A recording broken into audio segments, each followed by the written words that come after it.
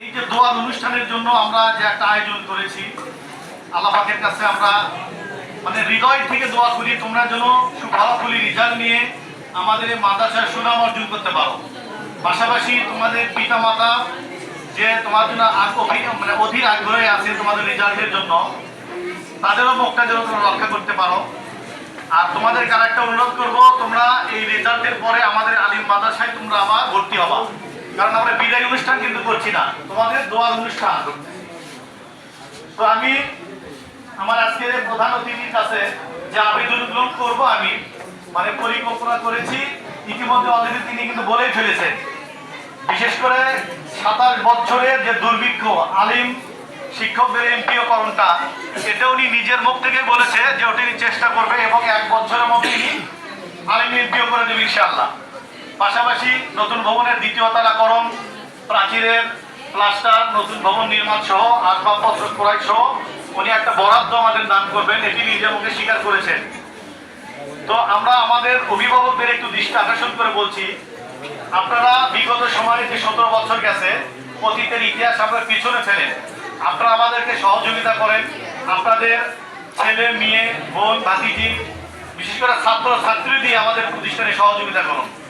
আমরা প্রত্যেকটা মিটিংয়ে আপনাদের স্মরণ করি, আমরা অস্বীকার করতে পারবেন না। বিশেষ করে একটা সাধারণ মিটিংয়ে আমরা 100 জনকে চিঠি দিই, হয়তো অনেকে ব্যস্ততা থাকে আসতে পারেন না, কিন্তু অনেকে আসেন।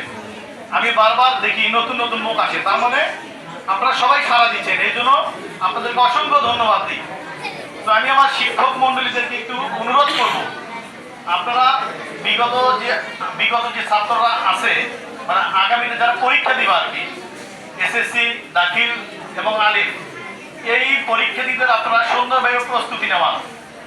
আমি এখানে একটা ঘোষণা দিচ্ছি, এবছর যেহেতু তোমরা পার হয়ে যাচ্ছ, এখানে আমরা কিছু বলতে পারবো না। তো যারা আগামীতে পরীক্ষা দেবে 2027-এ, আমরা একটা ঘোষণা দিয়ে দিই, আমাদের কমিটি থেকে একটা সিদ্ধান্ত নিয়েছি, তোমরা যারা গোল্ডেন এ প্লাস আমাদের উপহার দিতে পারবা, তোমাদের জন্য একটি স্পেশাল পুরস্কার আছে, যেটা আমরা পরবর্তীতে তোমাদের বিদায় অনুষ্ঠানে আমরা জানাবো। তবে একটা মনে রাখো, ভালো পুরস্কার তোমাদের হাতে দেওয়া হবে। তো যাই হোক, অনেক সময় পার হয়ে গেছে, আর সময় দীর্ঘায়িত করবো না। তোমরা অনেক ধৈর্য নিয়ে আসো। আর আমি আবারও আমাদের সকল আমন্ত্রিত অতিথিকে অনুরোধ করবো, আমাদের ছাত্রদের জন্য আপনারা প্রাণ খুলে দোয়া করবেন, সকলে যেন ভালো রেজাল্ট করে ভালো ফলাফলের মাধ্যমে আমাদের প্রতিষ্ঠানের গৌরব অর্জন করে। এই বলে আমি আমার সংক্ষিপ্ত বক্তব্য শেষ করছি। সকলকে সুস্বাস্থ্য কামনা করছি এবং আমি আন্তরিক আবারও ধন্যবাদ জানিয়ে সালাম দিচ্ছি। আসসালামু আলাইকুম ওয়া রাহমাতুল্লাহি ওয়া বারাকাতুহু।